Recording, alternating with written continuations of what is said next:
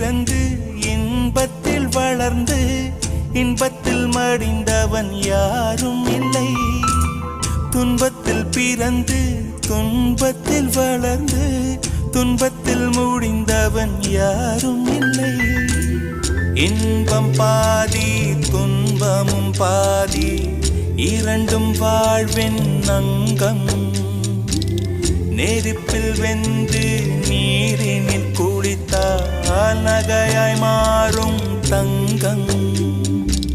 தோல்வியும் கொஞ்சம் வேண்டுமடி, வெற்றிக்கு அதுவே எணியடி.